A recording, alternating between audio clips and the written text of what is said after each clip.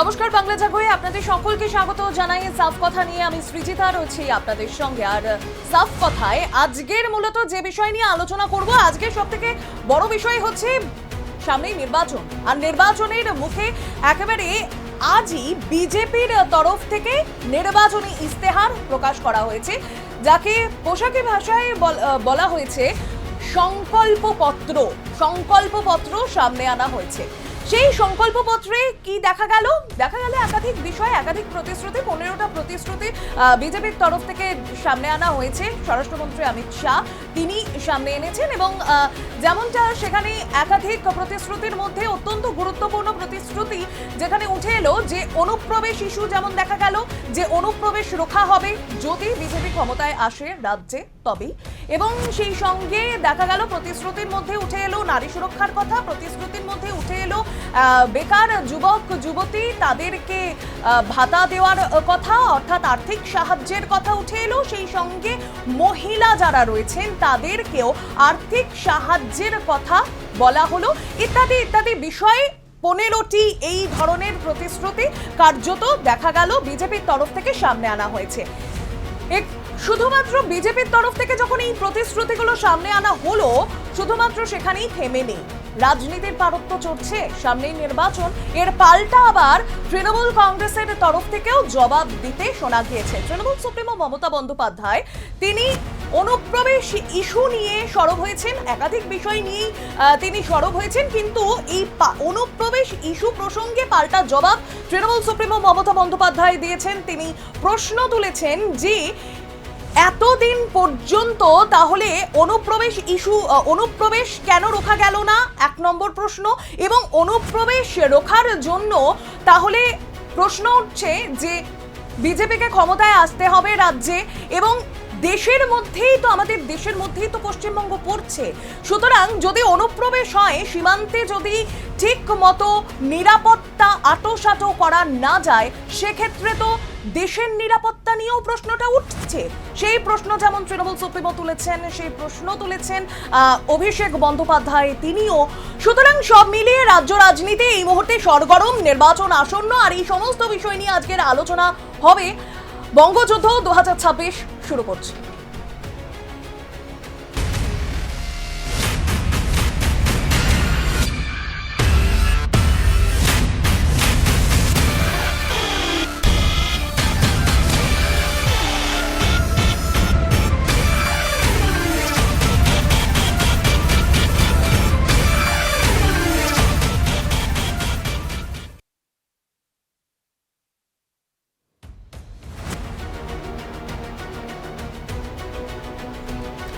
বঙ্গযুদ্ধ 2026 একাধিক বিষয়ে উঠে আসছে। একদিকে নির্বাচনী পারত্ব তুঙ্গে, রাজ্যে এই মুহূর্তে আবহাওয়ার পারতটা খানিকটা মনোরম বলা চলে, তবে একেবারে স্বস্তিদায়ক সেটাও নয়, কিন্তু নির্বাচনী পারতটা ক্রমশ তুঙ্গে উঠছে। আর সেই জায়গায় দাঁড়িয়ে একাধিক বিষয় সামনে আসছে। যেমনটা শুরু করলাম যে অনুপ্রবেশ ইস্যু নিয়ে ইতিমধ্যে সরগরম হয়ে রয়েছে রাজ্য রাজনীতি, কারণ স্বরাষ্ট্রমন্ত্রী অমিত শাহ তিনি শুধুমাত্র যে এইবারেই এই অনুপ্রবেশ ইস্যুটাকে সামনে আনলেন তেমনটা তো নয়।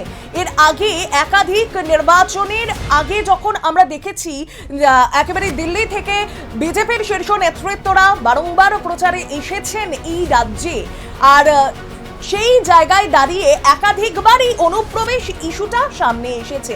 এবং স্বরাষ্ট্রমন্ত্রী অমিত শাহ আজকের কার্যত বাংলাকে সোনার বাংলা করারও স্বপ্ন কিন্তু আরো একবার তিনি দেখালেন। বিজেপির তরফ থেকে দেখানো হলো বাংলাকে সোনার বাংলা তৈরি করার যে স্বপ্ন। তবে এই অনুপ্রবেশ ইস্যু নিয়ে স্বরাষ্ট্রমন্ত্রী অমিত শাহ আজকের কি বললেন শোনাই একবার আপনাদের শুরুতে। हमारी सरकार घुसपैठ के प्रति जीरो टॉलरेंस की नीति से आगे बढ़ेगी। पूरी जनता कलकत्ता तक बंगाल की जनता के मन में एक भय है कि अगर ये घुसपैठ इसी तरह से चलती रही तो पश्चिम बंगाल का अस्तित्व भी रहेगा या नहीं रहेगा। मैं पश्चिम बंगाल की जनता को भरोसा दिलाना चाहता हूं, एक बार पूर्ण बहुमत की भारतीय जनता पार्टी की सरकार बनाइए। हम डिटेक्ट, डिलीट और डिपोर्ट ये पॉलिसी के तहत चून चून कर एक एक घुसपैठियों को बंगाल के बाहर निकालने का काम करेंगे और बंगाल और देश को सुरक्षित करेंगे। এত অত্যাচার, এত অনাচার, এত ব্যভিচার, এত স্বৈরাচার, এত দুরাচার এসআইআর কেন করলো ইলেকশনের আগে? এই লিস্টেই তো মোদিবাবু জিতেছিলেন, মোটা ভাই জিতেছিলেন। তাহলে আজকে তারা পদত্যাগ করুক যদি এই লিস্টে অনুপ্রবেশকারী থাকে। অনুপ্রবেশকারী বর্ডার সামলায় কে? কেন্দ্রীয় সরকার। সিআইএসএফ চালায় কে? কেন্দ্রীয় সরকার। সিবিআই চালায় কে? কেন্দ্রীয় সরকার। আইটিবিটি চালায় কে? কেন্দ্রীয় সরকার। যদি কেউ অনুপ্রবেশকারী ঢোকে তো অমিত শাহ রিজাইন করা উচিত, আমাদের নয়, কারণ আমরা ঢোকাইনি, আমাদের ঢোকাবার ক্ষমতা নেই। প্লেনে আসলে চেক করেন কাস্টমসকে সেন্ট্রাল গভর্নমেন্ট, ট্রেনে আসলে ওটা কার আন্ডারে? Central government. আমাদের আন্ডারে এগুলো নেই, মাথায় রাখবেন। এটা অনুপ্রবেশকারীদের কারখানা নয়, এটা মানবিক মানুষের, এটা মানবিক মানুষের আশ্রয়ের ঠিকানা। আপনাদের শোনালাম কেন্দ্রীয় স্বরাষ্ট্রমন্ত্রী অমিত শাহ তিনি কি বলেছেন এবং তার পাল্টা জবাব তৃণমূল সুপ্রিমো মমতা বন্দ্যোপাধ্যায়ের তরফ থেকে ঠিকই দেওয়া হয়েছে। এই সম্পূর্ণ বিষয় নিয়ে আলোচনা পর্ব শুরু করব। আমার সঙ্গে যারা যারা প্যানেলিস্ট রয়েছেন তাদের সঙ্গে শুরুতেই পরিচয় করাবো। এই মুহূর্তে আমার সঙ্গে ঠিক আমার ডান দিকেই উপস্থিত রয়েছেন তৃণমূল কংগ্রেসের তরফ থেকে আইনজীবী সুমিত গোপ, স্বাগত জানাই আপনাকে বাংলা জাগোয়। আমার ঠিক বাদিকেই উপস্থিত রয়েছেন কংগ্রেস মুখপাত্র চন্দ্রনাথ বন্দ্যোপাধ্যায়, আপনাকেও স্বাগত বাংলা জাগোয়। আমার সঙ্গে অনলাইনে এই মুহূর্তে সংযুক্ত হয়েছে BJP media panelist Abhijit Chakraborty, আপনাকেও স্বাগত জানাই বাংলা জাগোয়। আমি শুরুতেই একেবারে আনইন্টারাপশন পর্ব শুরু করব, যেখানে একটাই প্রশ্ন, যে প্রশ্নটা ইতিমধ্যেই উঠেছে তৃণমূল সুপ্রিমো মমতা বন্দ্যোপাধ্যায় তিনি তুলে দিয়েছেন যে একেবারে সীমান্ত কার আন্ডারে রয়েছে, সীমান্ত একেবারে কেন্দ্রীয় স্বরাষ্ট্রমন্ত্রী, কেন্দ্রের আন্ডারে, কেন্দ্রীয় স্বরাষ্ট্র মন্ত্রকের আন্ডারে। সুতরাং সেই জায়গায় দাঁড়িয়ে যদি অনুপ্রবেশ হয়ে থাকে তাহলে সেই অনুপ্রবেশটাকে রোখা কেন সম্ভব হচ্ছে না, কেন সম্ভব হলো না? এই প্রশ্নটা নিয়েই আমি শুরু করব। শুরুতেই বিজেপি থেকে উত্তর নেব। আমার সঙ্গে BJP media panelist Abhijit Chakraborty রয়েছেন। অভিজিৎ বাবু কি বলবেন?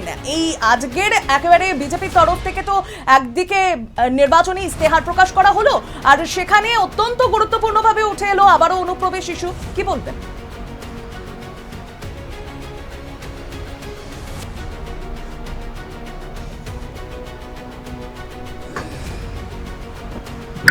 নমস্কার। প্রথমেই আপনাকে এবং আপনাদের সমস্ত দর্শক এবং এখানে যারা উপস্থিত আছেন আমার কো প্যানেলিস্ট প্রত্যেককে শুভ সন্ধ্যা। দেখুন, আপনাদের মাধ্যমে আমি বাইকগুলো শুনছিলাম। কথাটা তো ঠিক, এই রাজ্যে তো অনুপ্রবেশ আছে, তো এটা তো আমরা ডে 1 থেকে বলছি যে এই রাজ্যে বাংলাদেশি, মুসলমান এবং রোহিঙ্গিয়াতে ভরে আছে, যেটা এতদিন মুখ্যমন্ত্রী মমতা বন্দ্যোপাধ্যায় বা তৃণমূল এটাকে অ্যাকসেপ্ট করেনি। এটা অ্যাকসেপ্ট করবেও না সেটা আমরা জানতাম, তার কারণ লাভলি খাতুন উনি বাংলাদেশি নাগরিক, উনি তৃণমূলের পঞ্চায়েত প্রধান হয়ে বসে আছে, এগুলো উনি অ্যাকসেপ্ট করবেন না। কিন্তু এখন ভোটের দিকে ওনার হাওয়াটা ঘুরতে শুরু করেছে, 4 মের পরে সারা পশ্চিমবঙ্গে গেরুয়া আবির উঠবে, সেই কারণে এখন মুখ্যমন্ত্রী মমতা বন্দ্যোপাধ্যায় আবার পাল্টি মারছে। উনি বলছেন এই রাজ্যে অনুপ্রবেশ এসছে, মানে উনি তার মানে স্বীকার করলেন যে এই রাজ্যে রোহিঙ্গিয়া এবং বাংলাদেশি আছে, যার জন্য তো এসআইআরটা হয়েছিল এবং এসআইআরটাকে তো হাতিয়ার করেছিল তৃণমূল, ডে 1 থেকে বিরোধিতা করেছিল। এখন উনি বলছেন যে এটা হচ্ছে কেন্দ্রীয় সরকারের আন্ডারে আসে, বিএসএফ এর আন্ডারে আসে, তাহলে অনুপ্রবেশ হলো কি করে? কথাটা একদম ঠিক, কিন্তু উনি হয়তো ভুলে গেছেন যে এই রাজ্যে 4000, আমি আপনাকে বলছি আনুমানিক 2216 কিলোমিটার বর্ডার আছে ফেন্সিং ছাড়া। সেই ফেন্সিং দেওয়ার জন্য একাধিকবার কেন্দ্রীয় থেকে ওনাকে চিঠি দেওয়া হয়েছিল, উনি তার গ্রাহ্য করেননি। অবশেষে বারবার বলার পরে উনি 1647 কিলোমিটার ফেন্সিং এর জন্য অনুমতি দেন গত বছর। এবং শুধু তাই নয়, আমি আপনাকে আরো তথ্য দিই, 570 কিলোমিটার বর্ডার তখনও ফেন্সিং করা যায়নি। তৃণমূল এবং মমতা বন্দ্যোপাধ্যায় বদমাইশি করে এই ফেন্সিং যাতে না হয়, অনুপ্রবেশ ঢোকে, এটা ওনাদের ভোট ব্যাংক, সেই চেষ্টা চালাচ্ছিলেন। এবং দুর্ভাগ্যের বিষয়, এবং সারা ভারতবর্ষে আজকে আমাদের বাঙালি হিসেবে নাক কাটা যায়, এই কেসটা চলে যায়, মামলাটা চলে যায় হাইকোর্টে। হাইকোর্টকে অর্ডার দিতে হয়, যেটা একটা সেন্ট্রাল গভর্নমেন্টের সিকিউরিটি ইস্যু নিয়ে কাজ করার কথা, এই রাজ্য সরকারের যে সেন্ট্রাল গভর্নমেন্টের সাথে তাল মিলিয়ে, সেটা সেন্ট্রাল গভর্নমেন্টের সাথে তাল মিলিয়ে করেনি। এই রাজ্য সরকার অনুপ্রবেশকারীদেরকে বারবার প্রশ্রয় দিয়েছে, আশ্রয় দিয়েছে, যার জন্য এটা দুর্ভাগ্যের বিষয় যে আমাদের কোর্টকে ইন্টারভিউ করতে হয়। এবং আমি আপনাকে বলছি 31শে মার্চ 2026 সালে কোর্ট রায় দিয়েছে যে জমি বিএসএফ কে দিতে হবে, অর্থাৎ তারপরে যে ফেন্সিং হবে, অর্থাৎ এই 31শে মার্চ 2026 সালে। তো রাজ্যে তো এই পরিস্থিতি, যেখানে এই সরকার মুখ্যমন্ত্রী মমতা বন্দ্যোপাধ্যায় চাইছেন অনুপ্রবেশ আসুক, রোহিঙ্গা আসুক, লাভলি খাতুন ওনাদেরকে সম্পদ, ওনার অনুপ্রেরণা, এদেরকে দিয়ে ওনারা ভোট করাতে চাইছিলেন, তার জন্য এসআর এর বিরোধিতা। যখন এসআর হলো, নাম কাটা যাচ্ছে, তখন উনি এখন পাল্টি মারছেন, উনি বলছেন অনুপ্রবেশ হচ্ছেন এবং দায় ঠেকাচ্ছেন সেন্ট্রালের ঘাড়ে, অথচ উনি বর্ডার ফেন্সিং করার জন্য অভিজিৎ বাবু আসবো আমি একটুখানি এই উত্তরটাই তৃণমূল কংগ্রেসের কাছ থেকেও নেব। আমার সঙ্গে আইনজীবী সুমিত গোপ রয়েছেন। সুমিত বাবু, কি বলবেন, কোন রাজ্যের মুখ্যমন্ত্রী অভিভাবক তিনি কি কখনো অনুপ্রবেশ হোক তার রাজ্যে, এটা কি চাইতে পারে? কখনোই না। অনুপ্রবেশ মমতা ব্যানার্জি কখনোই চাননি, এবং অনুপ্রবেশ নিয়ে যে তথ্যটা তোলা হচ্ছে এটা একটা সাজানো গল্প। ভারতপক্ষে যদি কোনো অনুপ্রবেশ থাকতো তাহলে আজকে যে ইলেকশন কমিশনের যে যাদেরকে বাদ দেওয়া হয়েছে বা যাদেরকে ডিলিট করে দেওয়া হয়েছে সে তাদের নামগুলোকে প্রকাশ করা হোক, এবং কি কারণে তাদের ডিলিট করা হলো তাহলে পরিষ্কার বেরিয়ে আসবে সেখানে কি যারা বাংলাদেশি থাকলে, রোহিঙ্গা থাকলে বা কোনো রকম ভাবে ঘুষপেটিয়া যা বলবেন এনারা সবকিছু থাকলে যদি সেখানে পরিষ্কার পরিচ্ছন্নভাবে বেরিয়ে আসবে, কিন্তু সেই রাস্তা তারা যাচ্ছেন না। কিছু পরিষ্কার যায় তারা উপরন্তু তারা মুখ্যমন্ত্রীকে বলছেন যে বর্ডার নিয়ে নাকি মুখ্যমন্ত্রী তাদের সাথে সদিচ্ছা পোষণ করেননি। এটা সম্পূর্ণ ভুল কথা। বরাবরই চাইছেন একজন রাজ্যের মুখ্যমন্ত্রী, তিনি সবসময় শান্তি শৃঙ্খলা বজায় রেখেছেন, তিনি সর্বধর্মের মানুষকে এইখানে পশ্চিমবঙ্গে তাদের সুষ্ঠুভাবে বসবাস করতে পারে তার প্রচেষ্টা বরাবরই মুখ্যমন্ত্রী রেখেছে। সুতরাং এইখানে যে কোনো বহিরাগতদের প্রবেশ ঘটেছে এটা সম্পূর্ণভাবে এখনো প্রমাণিত হয়নি। যদি প্রমাণ করতে পারেন তাহলে কিন্তু তার ব্যর্থতা হবে কেন্দ্রীয় সরকারের, কারণ কেন্দ্রীয় সরকার সেটাকে আজকে রুখতে পারেননি তার বর্ডারে। বেশ, আমি আসবো কংগ্রেসের কাছে। চন্দ্রনাথ বাবু, আপনি কি মনে করছেন যেভাবে আজকের বিজেপির তরফ থেকে একদিকে ইস্তেহার প্রকাশ করা হয়েছে এবং একাধিক প্রতিশ্রুতি সেখানে রয়েছে, অত্যন্ত গুরুত্বপূর্ণভাবে অনুপ্রবেশ ইস্যু, ঘুষপেটিয়া একেবারে বলা হয়েছে, আবারও ঘুষপেটিয়া শব্দটা শোনা গেল আরো একবার। সুতরাং কি পরিস্থিতি, কি মনে হচ্ছে নির্বাচনের প্রাক্কালে এই ধরনের একটা উত্তপ্ত ব্যাপার? না দেখুন, এই ঘুষপেটিয়া, বহিরাগত, রোহিঙ্গা এগুলো বিজেপির নেতারা বারবার বলেছেন, কিন্তু এগুলো তো প্রমাণ হয়নি।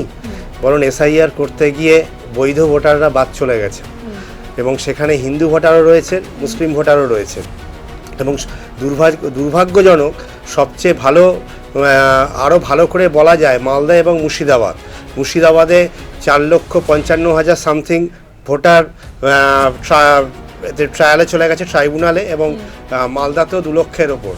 তাহলে এই সমস্ত ভোটারগুলো তো এগুলো হচ্ছে কংগ্রেসি ঘরানার ভোটার, এবং এই জায়গাগুলোতে বিজেপি নিজেদের আধিপত্য বিস্তার করার জন্য কংগ্রেসি ভোটারগুলোকে এরা বাদ দিয়ে দিল।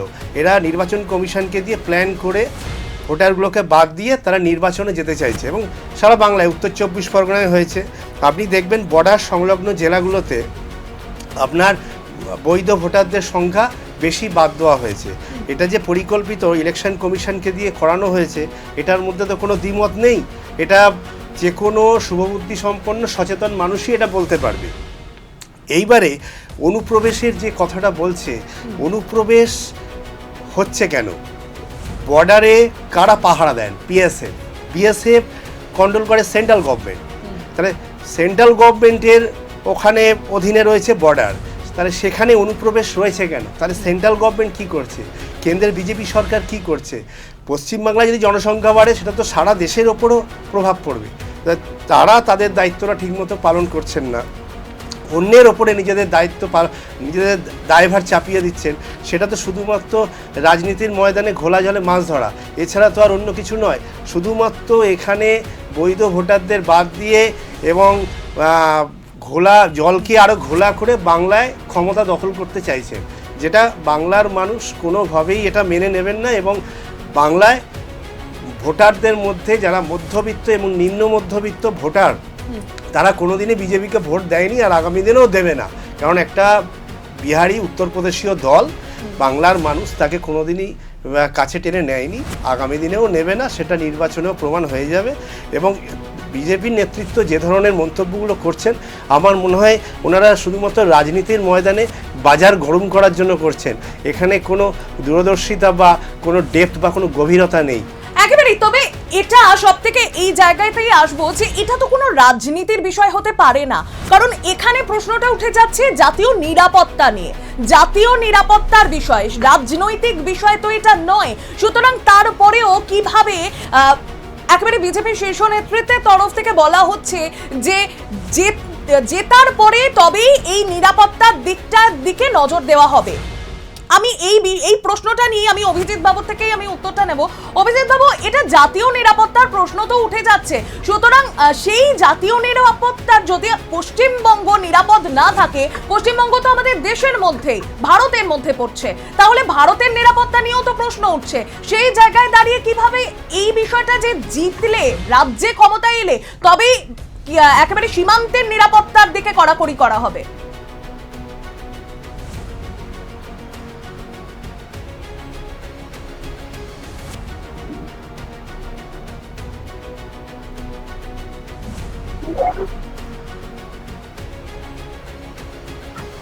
আমি আপনার প্রশ্নের উত্তরটা দিচ্ছি, কিন্তু তার আগে আমি কি ছোট্ট করে আমাকে একটু রিপ্লাই দিতে দিই।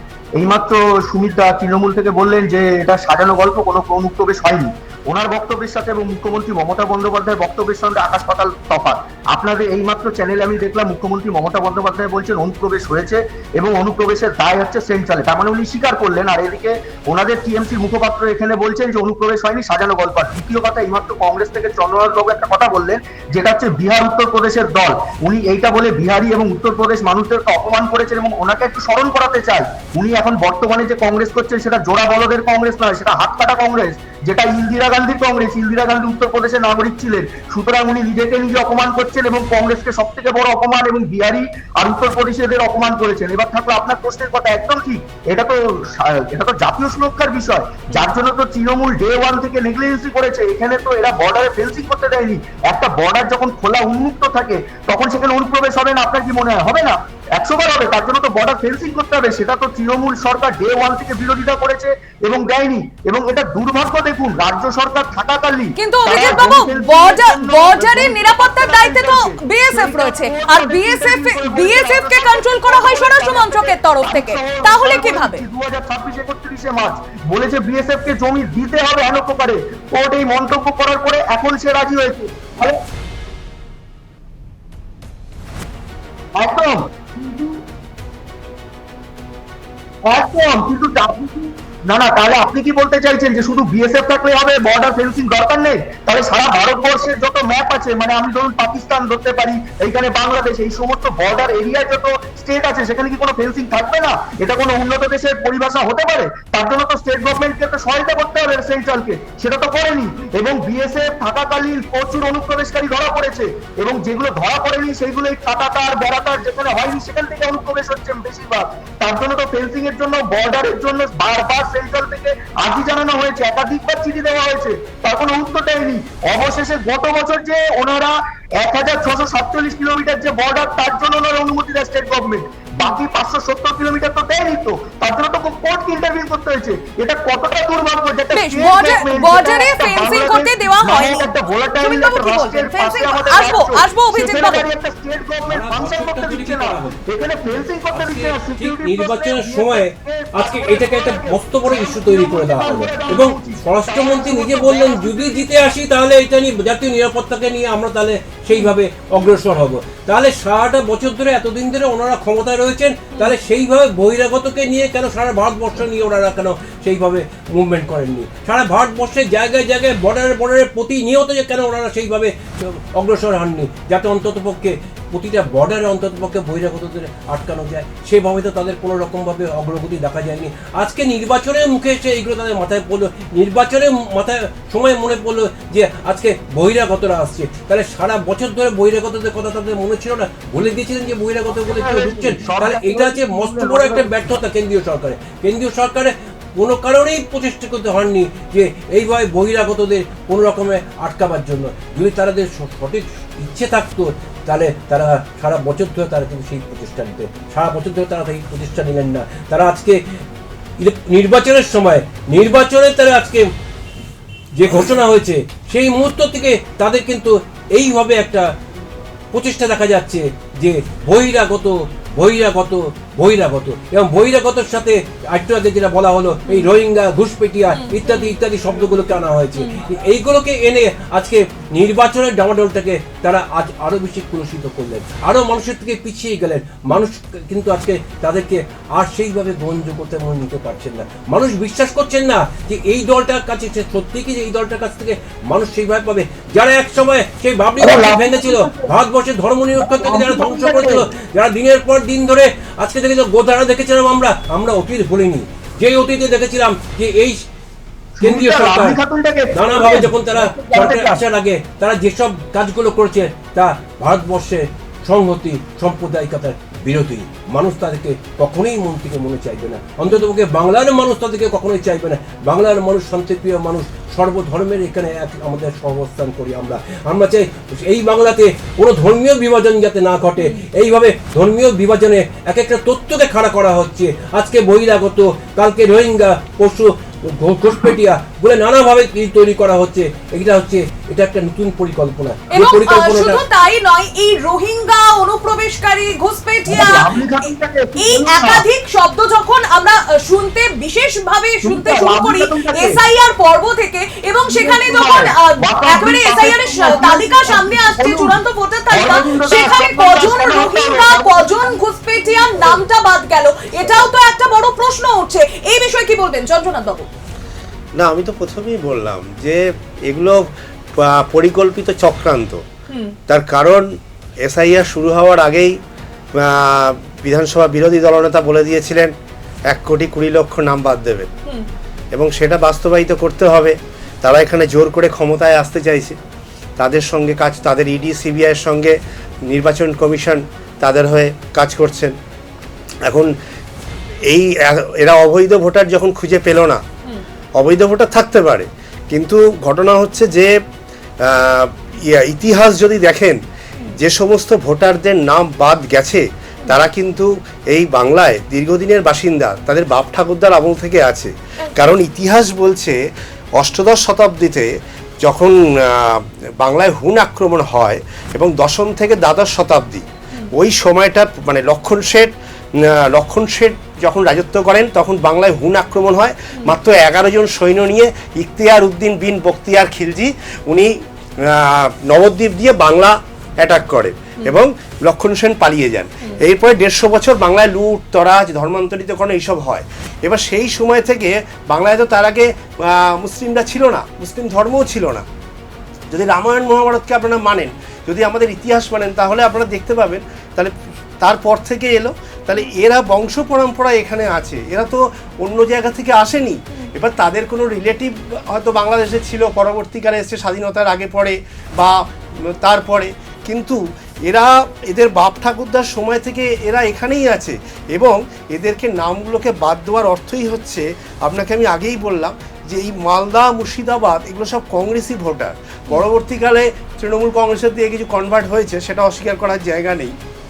কিন্তু এই জায়গাগুলোতে যদি মুসলিম ভোট কেটে দেওয়া যায়, যেমন মুর্শিদাবাদে একটা লোকসভা আছে, বিধানসভা আছে, যেখানে 77%, 70%, 68% মুসলিম ভোটার।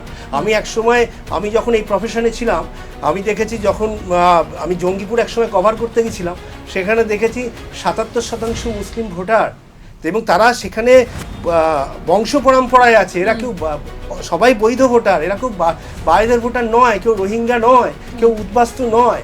তাহলে এগুলো এই একটা অলীক কল্পনাকে খাড়া করে বাংলার মানুষকে বোকা বানিয়ে নির্বাচনে আসার জন্য এই যে নাটক, এই নাটকগুলো আমরা ওই স্টার থিয়েটারে পরে অভিনয় করে দেখিয়ে দেবো।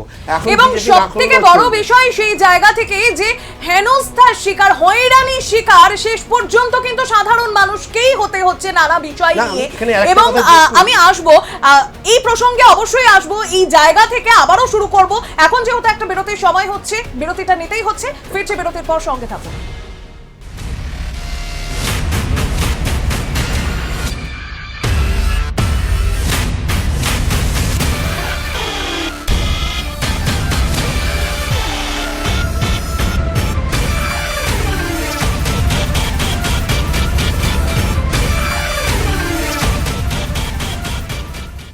ফিরে এলাম বিরতির পর। বঙ্গযুদ্ধ 2026 নিয়ে আমি সৃজিতা রয়েছি আপনাদের সঙ্গে, আর আমার সঙ্গে যারা যারা প্যানেলিস্ট রয়েছেন আরো একবার আপনাদেরকে পরিচয় করিয়ে দিই। আমার সঙ্গে রয়েছেন তৃণমূল কংগ্রেসের তরফ থেকে আইনজীবী সুমিত গোপ, আমার সঙ্গে রয়েছেন বিজেপির তরফ থেকে BJP media panelist Abhijit Chakraborty, রয়েছেন কংগ্রেসের তরফ থেকে কংগ্রেস মুখপাত্র চন্দ্রনাথ বন্দ্যোপাধ্যায়।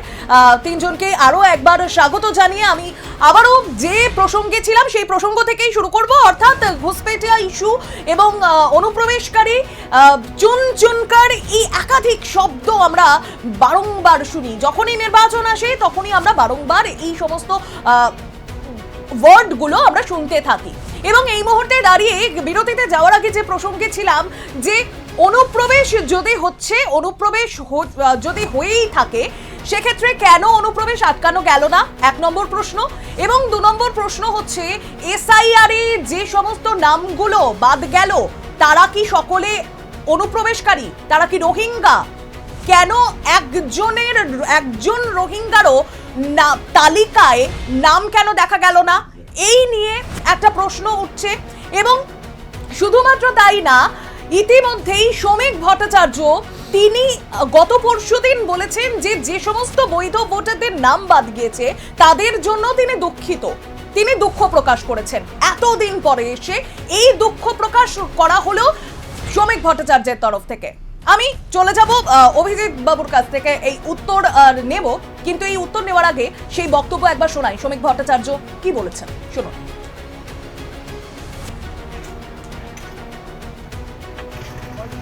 যারা বিহারে এক্সপেরিমেন্ট করলেন কি হলো, ভয় দাঁড়াতেই পারলেন না। মানুষের সঙ্গে এদের কোনো যোগাযোগ নেই। ওই কাগজে কলমে ঘরের মধ্যে বসে ওই সেফোলজি এক জিনিস, আর গুটি গুটি পায়ে হেঁটে বুথে পৌঁছে পর্দার আড়ালে ইভিএম এ বোতাম টিপে দেওয়াটা অন্য জিনিস। পশ্চিমবঙ্গের মানুষ খুশি, রাজ্যবাসী খুশি। হ্যাঁ, কিছু মানুষ জেনুইন ভোটার, তাদের নাম বাদ গেছে, তাদের জন্য আমাদেরও দুঃখ আছে। যারা বিহারে আপনাদের শোনালাম কি বলেছেন শ্রমিক ভট্টাচার্য।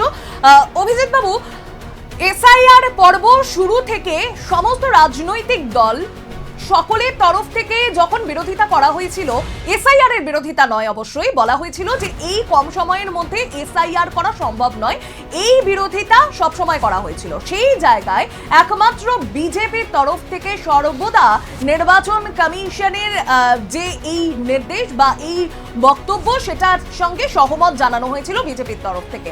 এবং তার পরবর্তীতে কি দেখা গেল, যা যা একেবারে বিজেপির শীর্ষ নেতৃত্বরা বলেছিলেন যে 1,20,00,000 বা 1 কোটি রোহিঙ্গার নাম বাদ যাবে, সেই জায়গায় কারা রোহিঙ্গা কারা অনুপ্রবেশকারী আমি সেই প্রসঙ্গে গেলাম না, কিন্তু বহু মানুষের নাম বাদ গিয়েছে এবং তারা বৈধ ভোটার এমন মানুষও রয়েছেন। এবং তাদের জন্য এতদিন পরে শ্রমিক ভট্টাচার্য তিনি আবার দুঃখ প্রকাশও করলেন।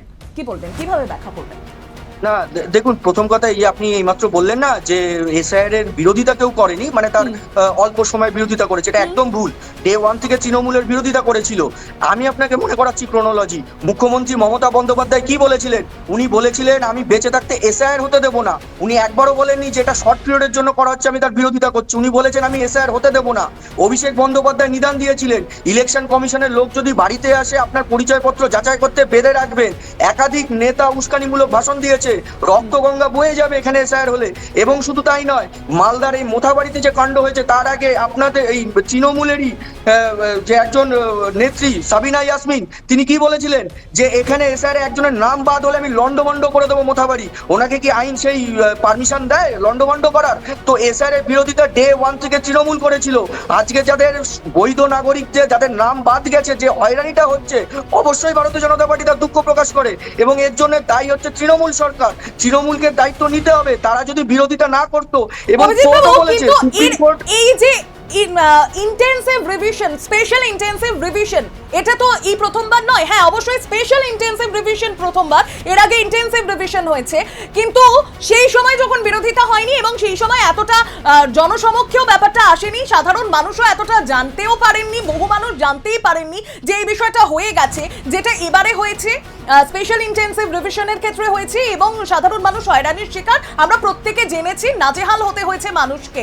সেই জায়গায় দাঁড়িয়ে আপনি কি এই গোটা বিষয়টা একেবারে এড়িয়ে যেতে পারেন যে সাধারণ মানুষ এক তো নাজেহাল হননি এবং দুই অনুপ্রবেশ যাদের নাম বাদ গিয়েছে তারা প্রত্যেকে অবৈধ ভোটার, এই বিষয়টা কি আপনি এড়িয়ে যেতে পারেন?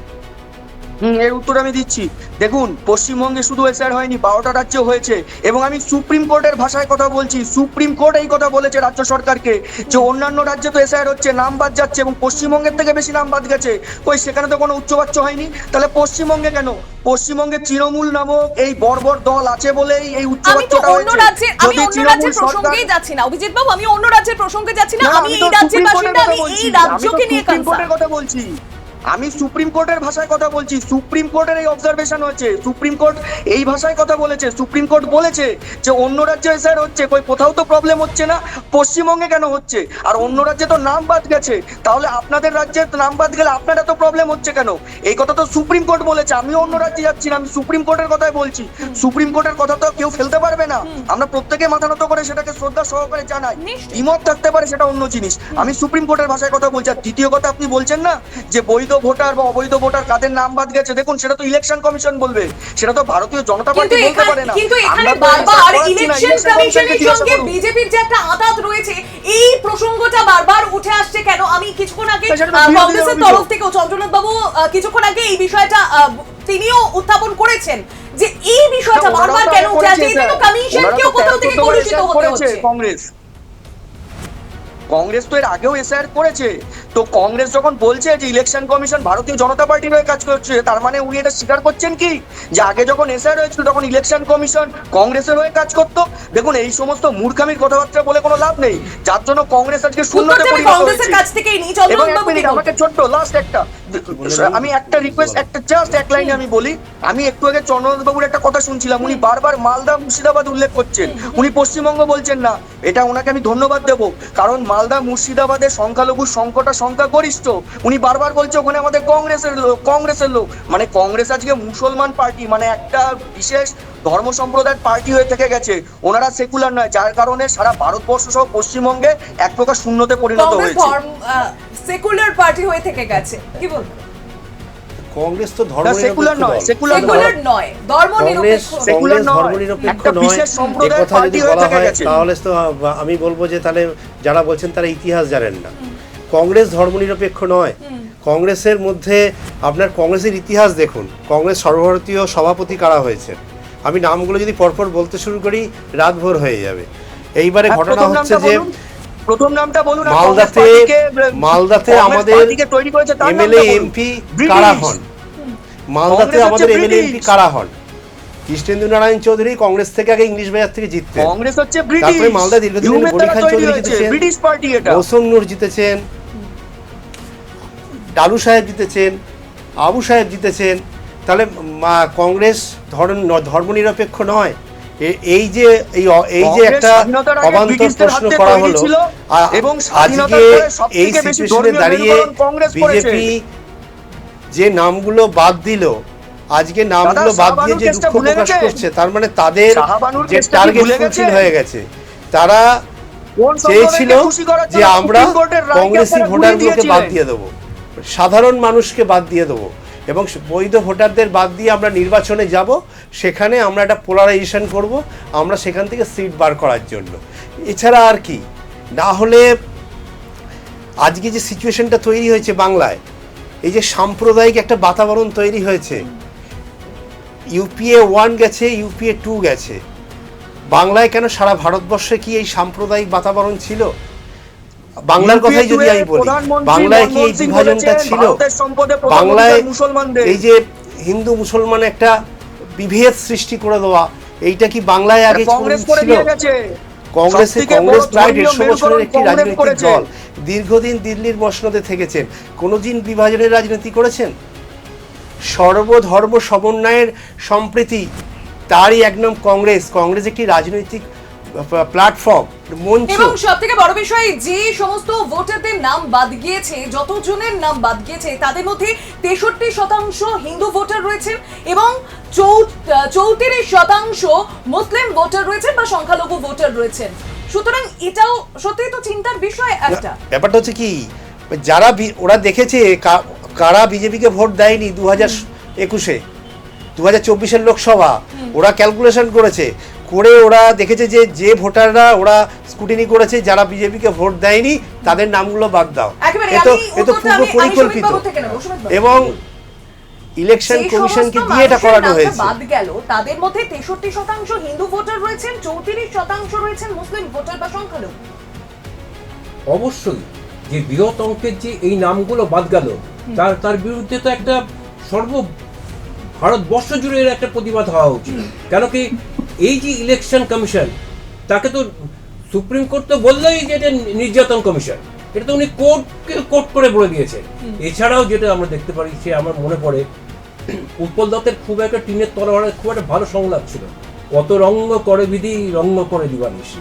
এই ইলেকশন কমিশন যেটা করলেন সেটা রঙ্গগুলো করলেন, সারা একবার এটা আরেকবার ওটা, কালকে একবার ওটা, পরশু একবার, মানুষকে প্রতিনিয়ত মানুষকে নির্যাতনের শিকার হতে হচ্ছে। এবং আজও এই মুহূর্তেও আজকে যে এত শতাংশ মানুষ যারা আজকে মানে ভোটার লিস্টের থেকে যাদের নাম উঠলো না, তাদেরকে যারা আজকে এই বঞ্চিত হলেন, এদেরকে আজকে যদি জায়গা যদি না দেওয়া হয়, তাহলে আগামী দিনে কিন্তু শুধু ভারতবর্ষে নয়, সারা পৃথিবীর কাছে একটা লজ্জাজনক ঘটনা হয়ে উঠবে। যে একটা গণতান্ত্রিক দেশে এরকম একটা এবং কমিশন, শুধু তাই নয়, কিছুক্ষণ আগে এরকম চন্দ্রনাথ বাবু যে কথা বলছিলেন, তিনি বলছিলেন মালদা মুর্শিদাবাদের কথা, এবং সেখানে আমি যদি নদিয়ার কথা ধরি বা এছাড়া উত্তর চব্বিশ পরগনার কথা ধরি, বহু মতুয়ার সম্প্রদায়ের মানুষজনের নাম বাদ গিয়েছে এবং তাদেরকে এনআরসি করে তাদেরকে ভোটাধিকার পাওয়ানোর কথা বিজেপির তরফ থেকে বলা হয়েছিল। এক্স্যাক্টলি এই এনআরসির ব্যাপারটা আর এই ভোটাধিকার ব্যাপারটা, এই দুটোর মধ্যে কিন্তু একটা সমন্বয় আমাদেরকে বার করতে হবে। ওরা কিন্তু বারবার চেষ্টা করছিল এই এনআরসির মাধ্যমে যে পশ্চিমবঙ্গ থেকে মানুষকে বিতাড়িত করার, এটার বিরুদ্ধে কিন্তু আজকে তৃণমূল আপনারা এইটাই চেষ্টা করেছিলেন যে প্রতিটা মানুষকে পশ্চিমবঙ্গ থেকে এইভাবে এনআরসির মাধ্যমে, যেটা আপনারা আসামে করেছেন, আপনারা অন্যান্য রাজ্যে যে তৈরি করার চেষ্টা করছেন, এনআরসির মাধ্যমে আজকে গণতন্ত্র, আজকে মানুষের ভোটার অধিকার বাংলাদেশ থেকে অত্যাচারে যারা হিন্দুরা আসছেন তারা এই দেশের নাগরিক যাতে হতে না পারে, হারিয়ে ফেলে, তাহলে সে আগামী দিনে দেশে বাঁচবে কি করে? তাহলে আগামী দিনে তার বাঁচার জন্য যে পাকিস্তান বাংলাদেশ থেকে আগত হিন্দুরা শরণার্থীরা যাতে এই দেশের নাগরিক না হতে পারে, আমাকে প্রমাণ দিন যে কোটা এসছে পাকিস্তানি কোটা বা বাংলাদেশ, আপনার কাছে প্রমাণ আছে কিছু একটা? আপনি খালি মুখেই বলে যাচ্ছেন, একটা প্রমাণ দিতে পারবেন আমাদের কাছে যে বাংলাদেশ থেকে এসছে? আজকে আপনার কমিশনটা দিতে পারবেন একটা প্রমাণ? আপনাদের কমিশন একটা প্রমাণ দিতে পারছেন না, খালি বারবার করে আজকে এটা বদলাচ্ছেন, কালকে ওটা বদলাচ্ছেন, ওটা বদলাচ্ছেন, আপনাদের কিছু খবর দেখেন না মনে হয় পশ্চিমবঙ্গে তাদের জায়গা হয়নি, উত্তরপ্রদেশে জায়গা হয়েছে। আপনারা বহিরাগতকে জায়গা দেন? আপনাদের আপনারা কি তাদের জায়গা দেন? না, আপনারা কি তাদের শেল্টার দেন? তাহলে আপনারা কথা বলছেন কেন? ভবানীপুর উত্তর দেবে, চিন্তা করবেন না। আপনারা গুজরাটিদের অপমান করেন, আপনারা বিহারিদের অপমান করেন, আপনারা উত্তরপ্রদেশের অপমান করেন। কি প্রমাণ করব? আর কথায় কথায় ইলেকশন আসলে শুধু বাঙালি নেকা খেলেন, অথচ আপনাদের এই তৃণমূল দলটা চালাচ্ছে আইপ্যাকের প্রতীক জৈন, অবাঙালি একজন ব্যক্তি। সব উত্তর পাবেন 4 মে আসছে তো। হ্যাঁ, উত্তরটা আপনি ভালো করে দেখবেন, চোখটা বুঝে থাকবেন না, চোখটা খুলে চলুন, চোখটা খুলে দেখুন সবকিছু পরিষ্কার হবে আপনার কাছে আস্তে কংগ্রেস আস্তে। এত বড় বড় কথা বলছে, আমি বলি কংগ্রেসের সর্বধর্ম নিরপেক্ষতা কোন ইলেকশন কমিশন একজন কসাইয়ের ছাগল প্রেম দুটোই একই ঠিক আছে। বস্তু। আপনাদের ইলেকশন কমিশন কতটুকু ভাবে আপনি যতটুকু সহায়তা করেছে তার কি প্রতিফলন ঘটে 4 মে তার আপনারা একেবারে কি প্রতিফলন ঘটে অবশ্যই সেটা তো অপেক্ষা আমাদের প্রত্যেকেরই রয়েছে, কিন্তু একটা বিষয় এখানে তো এই একটা প্রসঙ্গ উঠে আসছে যে প্রত্যেকে যারা বৈধ নাগরিক, অথচ বৈধ নাগরিক হওয়া সত্ত্বেও তারা ভোটাধিকার প্রয়োগ করতে পারবেন কি পারবেন না সেটা নিয়েও একটা প্রশ্ন থাকছে। সুতরাং সেটাও তো একটা বড় বিষয় যে বৈধ নাগরিক হওয়া সত্ত্বেও তারা ভোট দিতে পারবেন কিনা প্রশ্নের মুখে। অভিজিৎ বাবু সেটা নিয়ে কি ভাবছেন? একদম, আমরা তো এর জন্য দুশ্চিন্তা প্রকাশ করি। এটা তো তৃণমূলের জন্য হয়েছে। আজকে যদি মুখ্যমন্ত্রী মমতা বন্দ্যোপাধ্যায় এটার বিরোধিতা না করতেন এই জিনিস হতো না। সুপ্রিম কোর্ট তো উত্তর দিয়ে দিয়েছে, সুপ্রিম কোর্ট তো বলেছে অন্য রাজ্যে হচ্ছে, কই কোথাও তো কোনো আওয়াজ ওঠেনি। পশ্চিমবঙ্গের থেকে বেশি নাম অন্য রাজ্যে বাদ গেছে।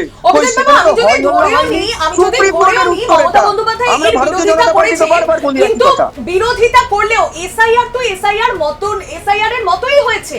কিন্তু যে হচ্ছিল তো, একেবারে তৃণমূলই তো যখন day one থেকে SIR এর বিরোধিতা মতোই করেছে। হলো তারপরে গিয়েও এতগুলো মানুষের নাম বাদ, তাহলে তো বিরোধীরা যা যা বলেছিলেন এতদিন ধরে, বা একদিকে তৃণমূল সুপ্রিমো তরফ থেকে যা বলা হয়েছিল বা কংগ্রেসের তরফ থেকেও যা বলা হয়েছিল যে এই কম সময়ের মধ্যে ভোট করা SIR করা সম্ভব না, নয়, তৃণমূল সেটাই তো কখনো কম প্রমাণিত সময়ের হচ্ছে। মধ্যে এটার বিরোধিতা করেনি। তৃণমূল ডে ওয়ান থেকে এসআইআর এর বিরোধিতা করেছিল। আর থাকলো আমরা বৈধ নাগরিকের নাম আমরা বাদ যাওয়া, বিরোধিতা করছি ভারতীয় জনতা পার্টি দুঃখ প্রকাশ করে। এটা দায় তো তৃণমূলের। আচ্ছা, এখানে আমি একটা কথা তৃণমূলের বলি। দায় নিতে হবে এটাকে। ওরা সাধারণ NRC মানুষ কথা- যাদের হয়রানি আসবো, হচ্ছে, আসবো, কাজে আসবো, NRC আসবো, কথাটা আসবো, বলেছিল। সঙ্গে থাকো। আসামে যে এনআরসি করেছিল, হ্যাঁ। এখানে তথ্য বলছে যে 1220 কোটি টাকা থেকে 1600 টাকা পর্যন্ত খরচা হয়েছে।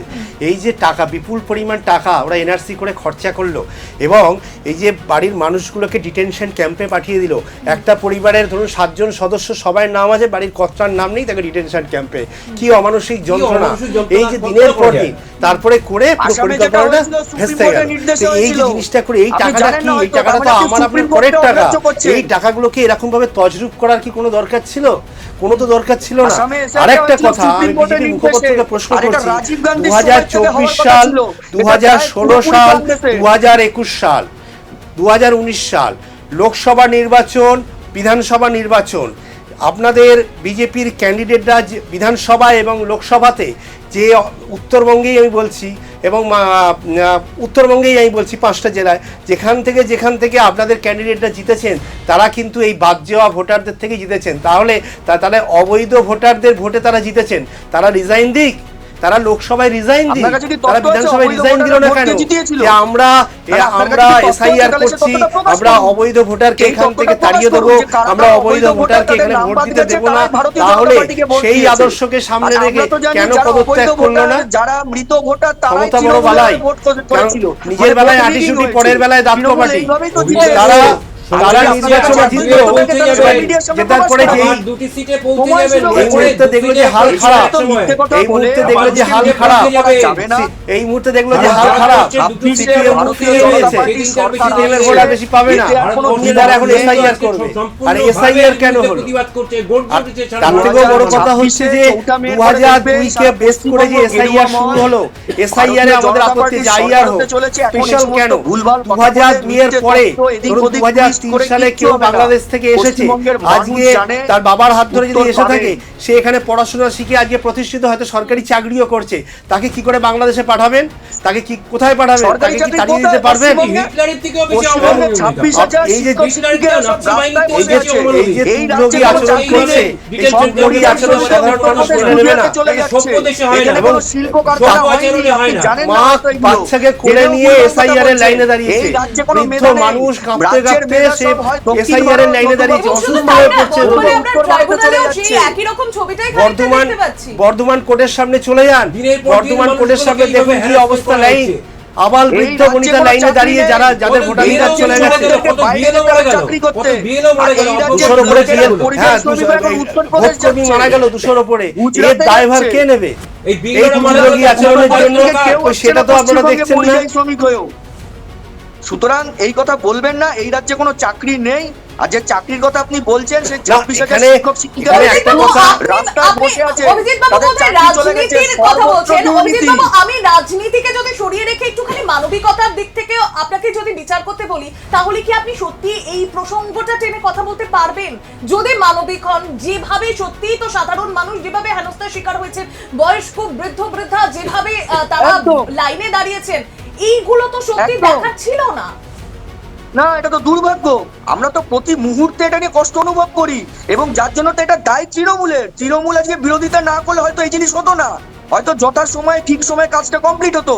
যার জন্য তো এসআইআর প্রক্রিয়াটা জুডিশিয়ারির হাতে দিয়ে দিয়েছে সুপ্রিম কোর্ট, কারণ এখানে তো ইলেকশন কমিশন ফাংশন করতে পারছিল না, ডাটা এন্ট্রির লোক দেওয়া হয়নি, বিএলওরা সমস্ত দিক থেকে সরকারি কর্মচারী, তারা প্রতি পদক্ষেপে সহায়তা করেনি। এই অভিযোগগুলো তো ছিল ইলেকশন কমিশনের। তো এই কারণে তো আমরা বারবার বলছি যে মানবিকতার খাতিরে এটা তৃণমূলের দায়িত্ব নিতে হবে। আগে পর্যন্ত 7,44 লক্ষ মানুষ তাদের এই যে এসআইআর প্রক্রিয়ার মধ্যে এনে এই এত তথ্য যাচাই এত কম সময়ের মধ্যে সত্যি কি সম্ভব ছিল? তার প্রতিফলনই কি এটা নয়? সেটা তো তৃণমূলের বক্তব্য ছিল না, আপনি তো ভুল করছেন।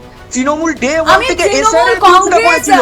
সিপিএম আমি সবকিছু ছেড়ে দিলাম। আমজনতার তো না এটাই না, বক্তব্য ছিল। সময় পিরিয়ডের তো বিরোধিতা করেনি, তাহলে তো এই তৃণমূলের ইন্টেনশনটা বোঝা যেত যে হ্যাঁ ওনারা এসআইআর এর বিরোধিতা করছেন না, কিন্তু হ্যাঁ টাইম পিরিয়ড একটা ফ্যাক্টর হতে পারে, সে বিষয়ে মানা যেতে পারতো। উনি তো তা বলেননি। সুপ্রিমো কি বলেছিলেন মমতা বন্দ্যোপাধ্যায়? আমি বেঁচে থাকতে এসআইআর হতে দেব না। এসআইআর তো হচ্ছে, উনি বেঁচেও আছেন এবং আমি ওনার দীর্ঘায়ু কামনা করি। উনি এই রাজ্যের নাগরিক, মুখ্যমন্ত্রী, কিন্তু বক্তব্যটা সেখানে নয়। বক্তব্যটা হচ্ছে গিয়ে তার ইন্টেনশন নিয়ে। তৃণমূল ডে ওয়ান থেকে এসআইআরটাকে ক্যাচাতে চেয়েছিল যাতে সময় নির্ঘণ্ট পার হয়ে যায় এবং উনি রাষ্ট্রপতি শাসনের একটা বাহানা দিয়ে পালিয়ে যেতে পারেন, কারণ উনি জানেন এইবার এই যে লোকের দরবারে যাচ্ছে এতেই উনি উত্তরটা পাবেন। তার জন্য এখন উনি আবার উল্টো সুর গাইছেন। উনি এতদিন অনুপ্রবেশ দেখতেন না, কিন্তু আজকে উনি অনুপ্রবেশ দেখতে পাচ্ছেন। উনি বলছেন অনুপ্রবেশ হয়েছে, এটাই হচ্ছে কি ওনার হারের লক্ষণ। উনি ভয় পেয়েছেন 4 মে গেরুয়া বীর উড়বে পশ্চিমবঙ্গে। তো অনুপ্রবেশ যদি হয়ে থাকে কিন্তু তারপর সেগুলো অভিজিৎ প্রকাশ বাবু, করুন। 4 নভেম্বর থেকে এই এনুমারেশন পর্বটা শুরু হয়েছে। এনুমারেশন পর্ব শুরু হওয়ার পর থেকে একের পর এক বিএলও মৃত্যুর ঘটনা সামনে এসেছে, সাধারণ না, একটা তো মানুষের জেলা- মৃত্যু হয়েছে। না, এই বিষয়গুলো না, কিভাবে একদম বিষয় না, না, এড়িয়ে না, যেতে ভুল পারে? তথ্য। এটা বিরোধীদের অভিযোগ। কারণ আমি আপনাকে বলছি, যদি এসআইআর কে কেন্দ্র করে কারোর মৃত্যু হতো তাহলে জেলা এখানে শাসক আমার একটা রিপোর্ট কথা দিত বলার আছে। ইসিআই কে, অথবা কোর্টে যেত, কিংবা পুলিশ মন্ত্রী তো স্বয়ং মুখ্যমন্ত্রী মমতা বন্দ্যোপাধ্যায়। কই একটাও ইনভেস্টিগেশনে কি লেখা আছে এই কথাটা? এসআইআর এর কারণে মৃত্যু হয়েছে, পুলিশ রিপোর্ট কি সেটা বলেছে? একদম বিএলওদের বলেনি। পরিবাররা তাই সুতরাং- বলেছেন, সাধারণ মানুষ তারা না, দেখুন। বলেছেন, এবং আমরা নিজেরা দেখেছি কিভাবে না, আমরা সত্যি তো- একেবারে ক্যামেরার সামনে বলেছেন। শুধু তাই নয়, বৃদ্ধা যারা হাঁটতে পারছেন না, হসপিটাল থেকে মানুষজন এসেছেন লাইনে দাঁড়ানোর জন্য, সেই ছবিও তো সামনে এসেছে। অক্সিজেন সিলিন্ডার নিয়ে মানুষ এসেছেন। আমরা তো এই ছবিও দেখেছি যে এসআইআর কে কেন্দ্র করে যে প্রথম মৃত্যুটা রটানো হয়েছিল খড়দার একজন বাসিন্দা, পরে তো তার পরিবারই বলছে যে উনি লিখতে পড়তে জানতেন না, সুইসাইড করেছে। এর সাথে এসআইআর এর কোনো সম্পর্ক নেই। সুতরাং এই রিপোর্টও পশ্চিমবঙ্গের মানুষ দেখেছে। সুতরাং এই এসআইআর বলে এই সমস্ত বলে যে তাহলে একটা অভিজিৎ তো বাবু, জেলা আপনি রিপোর্ট বলতে দেয়নি এখনো চাইছেন যে অবধি। এসআইআর নিয়ে কোনো রকম ভাবে হয়রানি হয়নি, না, কোনো জেলা রকম ভাবে সরকার সাধারণ report মানুষ দেয়নি। হয়রানি তাহলে শিকার report হয়নি। আমি যদি না কংগ্রেস আমরা তৃণমূলের মানবো থেকে এই উত্তর যে দেব। কোনো কি বলবেন মৃত্যুই সুজিত বাবু? দুর্ভাগ্যজনক। না, যে কোনো যেটা মৃত্যু সম্পূর্ণ দুর্ভাগ্যজনক, বলতে এতে কোনো সন্দেহ নেই, কিন্তু এসআইআর বলে রটানো বিরোধীদের চক্রান্ত। অভিজিৎ বাবু, আসবো। সম্পূর্ণভাবে এটা মিথ্যে আপনারা এটাকে প্রচার করছেন যে প্রচন্ডতম না, ভাবে না, যে এটা হয়রানি বিরোধীদের হয়েছে চক্রান্ত, সাধারণ বিরোধীদের মিথ্যে আবাল প্রচার। বৃদ্ধ বণিকরা তারা প্রতিটা মুহূর্তে আজকে লাইনে দাঁড়িয়ে দেখা যাচ্ছে অক্সিজেন সিলিন্ডার নিয়ে এসেছেন, তাকে সে অবধি আজকে নির্যাতন শিকার হয়েছে। আর এটা প্রতিটা তো মানুষ তৃণমূল দায়ী। প্রতিটা জায়গায় যে নির্যাতনের শিকার হয়েছে তার দায়ভারটা সম্পূর্ণ আজকে এই বিজেপি সরকারকে নিতে হবে। কারণ তাদের এই প্ররোচনায় তারা যেভাবে ইলেকশন কমিশনকে তারা প্ররোচিত করেছে না, না, এটা সেইভাবে তো তৃণমূলের আজকে দায়। সারা তৃণমূল ভারতবর্ষে সহায়তা করেনি। এর একটা বিরোধীগুলো দৃষ্টান্ত যদি হয়ে রইল ঠিকঠাকভাবে কাজ যে করতো, এই দিন পশ্চিমবাংলায় দেখতে হতো না কিভাবে আজকে। এসআইআর নামে আজকে মানুষকে চন্দ্রনাথ বাবু নিধন থেকে করা উত্তরটা হয়েছে। নেব। চন্দ্রনাথ না, বাবু, আমি- সত্যি কি এসআইআর নিয়ে সাধারণ মানুষকে হয়রানির শিকার হতে হয়নি? সাধারণ মানুষকে যথেষ্ট হয়রানির শিকার হতে হয়েছে। তবে এখানে আমি বলবো যে রাজ্যের শাসক দলও এখানে বিএলও যারা ছিল তারা পাড়ারই লোক, তাদের সবাই চেনে। তারা এনুমারেশন ফর্ম বিলি করেছে, ফর্ম ফিল আপ করে তারা আপলোড করেছে। ওপরের অফিসাররা কি করেছে আমরা জানি না। সেখানে এই রাজ্যের প্রশাসন বা নেত্রী আরও একটু সজাগ দৃষ্টি দিতে পারতেন, তাহলে হয়তো এতটা গোল বাধ্য না। এবং আরেকটা কথা, বিজেপির মুখপাত্র এত কথা বলছেন, আপনাদের তো তৃণমূল এবং সিপিএমের কাছে কৃতজ্ঞ থাকা উচিত। সিপিএম তাদের ভোটগুলো আপনাদের যৌতুক দিয়ে দিয়েছে এবং তৃণমূলও আপনাদের সঙ্গে আপনাদের প্রচুর ব্যাকডোর দিয়ে সাহায্য করেছে। এই যে বাইনারি পলিটিক্স, 2016 সালে আপনারা কংগ্রেস সিপিএম জোট পাওয়ারে চলে আসতো, যদি সেখানে প্রায় 30টা মতো আসনে বিজেপি প্রায় কোথাও 28,000 কোথাও 30,000 ভোট কেটে নেয়। তারপর থেকে বিজেপি যেভাবে পাম্প পেয়েছে, যেভাবে হাওয়া পেয়েছে, তৃণমূলের থেকে নেতারা গিয়ে যেভাবে ভিড় করেছে, এখানে আপনাদের অপোজিশন করে দিয়েছে, সেখানে তো আপনাদের তৃণমূলের কাছে এখানে তো আপনাদের কৃতজ্ঞ থাকা উচিত। আপনারা অপোজিশন, ওরা শাসক দল, আপনারা বাইনারি পলিটিক্স করছেন। সময় একেবারে শেষের দিকে। অভিজিৎ বাবু কিছু বলতে চাইছেন, বলুন। কারণ আমি চন্দ্রনাথ বাবুকে একটু মনে করাতে চাই যে উনি বলছেন না বিজেপির কৃতজ্ঞ থাকা উচিত। আজকে যে বর্তমান তৃণমূল সরকার সেটার হাত ধরেছে যে তার নাম কংগ্রেস, উনি হয়তো ভুলে গেছেন 2011 সালে কংগ্রেসের সাথে হাত মিলিয়ে মুখ্যমন্ত্রী মমতা বন্দ্যোপাধ্যায় পশ্চিমবঙ্গের রাজ্যের মুখ্যমন্ত্রী হয়েছে। সুতরাং আজকে যত কিছু অপরাধ, যত চুরি, যত অভিযোগ হচ্ছে তৃণমূলের বিরুদ্ধে, তার দায় কংগ্রেসেরও। কারণ কংগ্রেস যদি সেদিনকে হাতটা না ধরতো হয়তো তৃণমূলের সরকারটা হতো না। কংগ্রেস নিজের ইতিহাস ভুলে গেছে, অন্যের বাড়িতে ঢিল মারার আগে নিজের ঘরটাকে সিকিউর রাখা উচিত, এটাই কংগ্রেস ভুল করে, চন্দ্রনাথবাবু কি যার বলবেন? জন্য কংগ্রেস শূন্যতে পরিণত হয়েছে। চন্দ্রনাথ বাবু, এর দায়টা কংগ্রেসেরও আছে, কংগ্রেস এই দায় থেকে এড়িয়ে যেতে পারে না। কংগ্রেস দায় থেকে এড়িয়ে যাবে কি? বিহার নির্বাচনের আগে তো আপনার রাহুল গান্ধী প্রেস কনফারেন্স করে ভিডিওগ্রাফি দিয়ে দেখিয়ে দিয়েছে কিভাবে আপনারা ভোটারকে ভোটার লিস্টে জায়গা দিয়েছেন এবং কিভাবে ভোট চুরি করেছেন। এবং রাহুল গান্ধী তো প্রথম সংসদে আওয়াজ তুলেছিল, রাহুল গান্ধী তো প্রথম বললো এসআইআর করতে হবে, এই স্পেশাল রিভিশন করতে হবে, কারণ যখন রাহুল গান্ধী বললো তারপরে সবাই আওয়াজ তুললো। কংগ্রেস এখানে দায় এড়াতে পারে না। আপনারা কি করে বলছেন? আপনারা তো বিহারে কারচুপি করে ক্ষমতায় এসছে, আপনারা তো ভোট চুরি করে ক্ষমতায় এসছেন বিহারে, সেটা তো রাহুল গান্ধী প্রমাণ করে দিয়েছে। এখানে তো আমাদের কংগ্রেস থেকে একাধিকবার নির্বাচন কমিশনে অভিযোগ জানানো হয়েছে, মামলা করা হয়েছে, আমরা তো প্রত্যক্ষদর্শী, আমরা তো প্রমাণ দিচ্ছি। আপনি চলে আসুন আমার এলাকায়, আমার বুথে, আপনাকে আমি দেখিয়ে দেবো যে কোথায় বৈধ ভোটার, সেই বৈধ ভোটারগুলোকে কিভাবে বাদ দেওয়া হয়েছে। কংগ্রেস দায় এড়াতে পারে না, কংগ্রেস তো ময়দানে রয়েছে, কংগ্রেস তো তার কাজ করেছে। আপনারা ইন্টেনশনালি বৈধ ভোটারদের বাদ দেবেন, দিয়ে নিজেরা জোর করে ক্ষমতায় আসতে চাইবেন।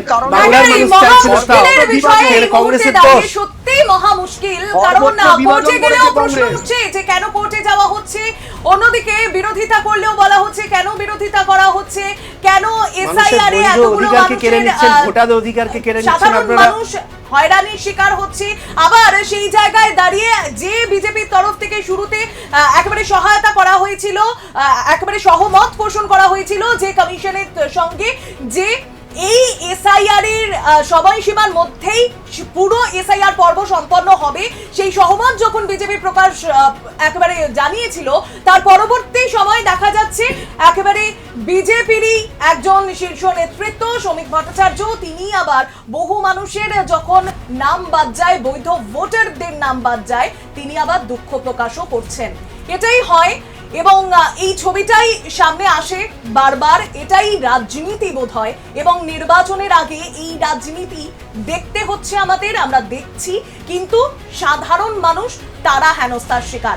এখন সামনে নির্বাচন, আর মাত্র কয়েকটা দিনের অপেক্ষা, তারপরে নির্বাচনের ফলাফল, শেষ পর্যন্ত শেষ আছে কে হাসে কারা হাসেন সেটার দিকে নজর আমাদের রাখতেই হচ্ছে।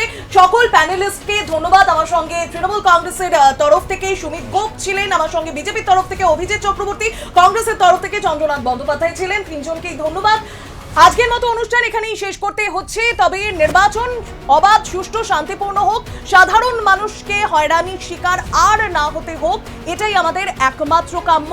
এবং যে অনুপ্রবেশ প্রসঙ্গ বারবার উঠে আসে, সেই একেবারে বর্ডারে অর্থাৎ সীমান্তে নিরাপত্তা আঁটোসাঁটো হোক, এটাই আমরা চাইব। বঙ্গযুদ্ধ 2026 এখানেই শেষ করছি, দেখা হচ্ছে পরবর্তী পর্বে।